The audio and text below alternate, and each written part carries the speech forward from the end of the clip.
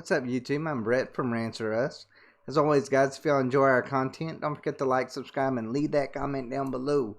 We're on the road to 1,000, and we hope you guys can help us get there. Alright, so The Batman has finally finished filming. Hard to believe, isn't it? It is really, really hard to believe, but I'm super psyched about it. I didn't think this would happen. I'll be honest with you.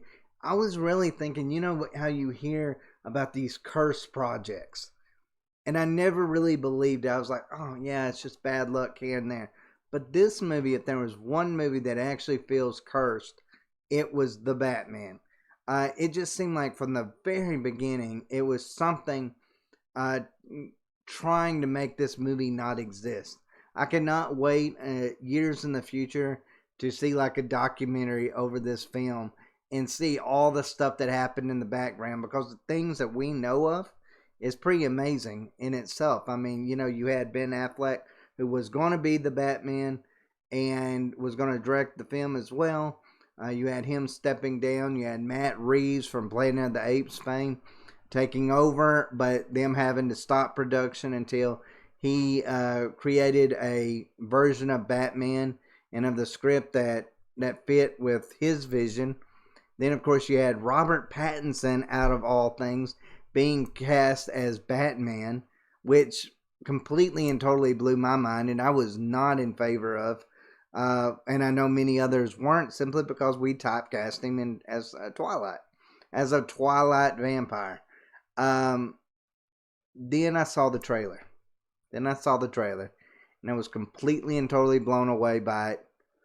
But then we found out that the trailer was only 25%, or the film was only 25% done when the trailer come out. So we still had 75% more of the movie to see if it was any good. So, I mean, yeah, the 25% of it looked pretty good, but that's not even half the movie. So, you know, kind of made me a little bit sketchy on it again. Of course, then we had the whole, you know, the pandemic that went around, and Matt Reeves having these complications with Robert Pattinson over what he did during his time off. You know, he didn't bulk up. He didn't want to look the prototypical part of what we expect of Batman. He wanted to be something completely different, and that didn't really sit well with Matt Reeves. And I understand completely why that didn't set well. You know, you have unless you're just a complete and total visionary from the very beginning, you're getting paid millions of dollars to make a movie as big as what Batman is. And then you've got this actor over there and being like, I don't want to look the typical Batman role. And you're like, what are you thinking, man? Like, you know, I'm getting paid millions. This is my head on the swivel if you don't do perfect in this role.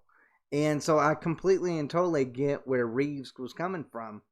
But I'm also kind of glad that maybe Pattinson maybe fought for a different vision of what the Batman actually should look like. We don't always need this bulky guy that, you know, is suave and handsome and really isn't. I mean, I guess you could say Robert Pattinson is kind of that to a certain extent, but he's not. He don't have that figure that we come to expect from male superheroes.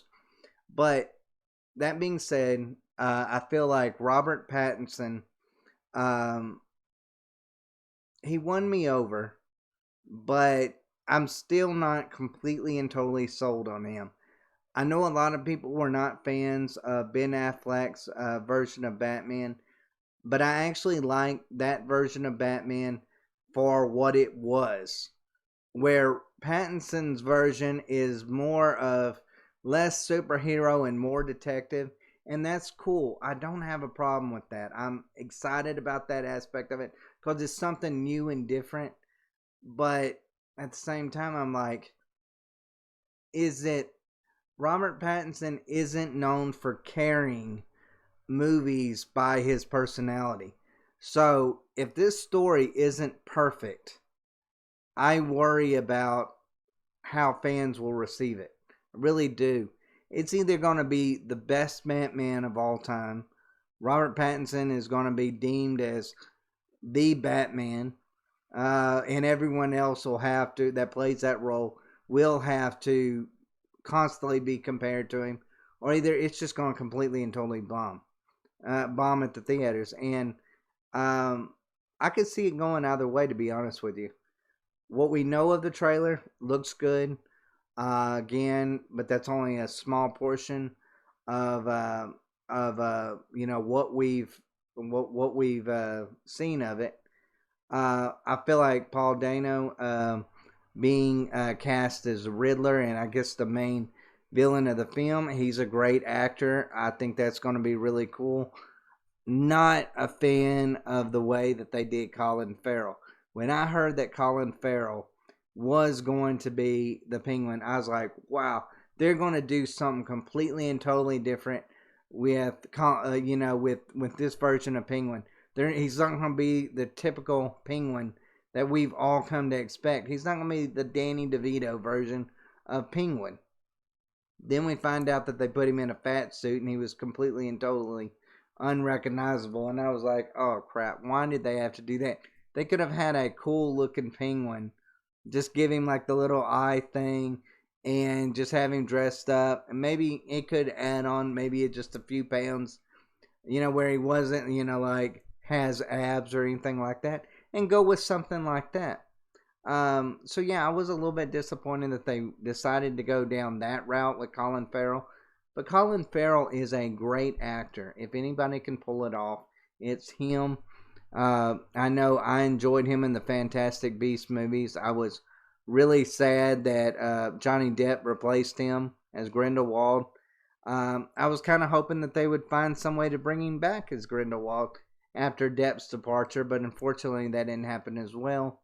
But as far as this film is concerned, I have all the hope in the world.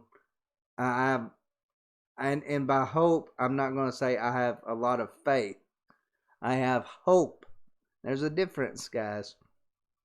I have hope that this movie will be good. I do not have faith that it will be good.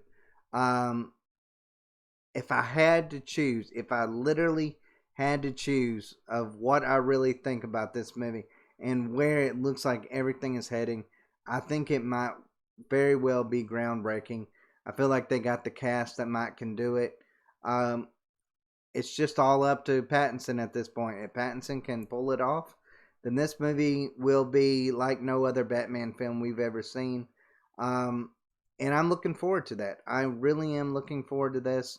But we'll just have to see. But hey, the hardest part is over. Hardest part is the filming. Now they just gotta mix it all together. And in a few months, hopefully we're gonna get to see this finished project. There's still a part of me that thinks something else could go wrong that could cause it to be postponed or something along those lines. And that could very well be the case. But I'm more hopeful now than I was just a few weeks ago that we would get to see this movie.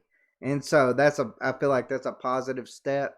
You've got to give Matt Reeves and Robert Pattinson and all the cast and crew all the credit of the world, because they could have just been like, you know what, we tried, it didn't work, and they stuck with it, finished it. I know it was hard. Some of the reports that was coming out about how Pattinson was having to do all these takes in the Batman suit and how rigorous and terrible it was for him. But yet he was a professional through and through and did what he needed to do to finish his part in this role. So I'm really excited about that. That at least in that aspect, we don't have a drama queen that is trying to go out there and not want to do his part to make this movie the best that it can. It looks like Pattinson was truly and totally 110% invested. And you know what? Maybe it'll pay dividends. I'm hoping it will. We'll just have to see. But overall, guys, let me know what y'all think. Let me know if y'all are as excited about this as what I am. Let me know what y'all think, guys. And as always, thanks for watching. And y'all take care.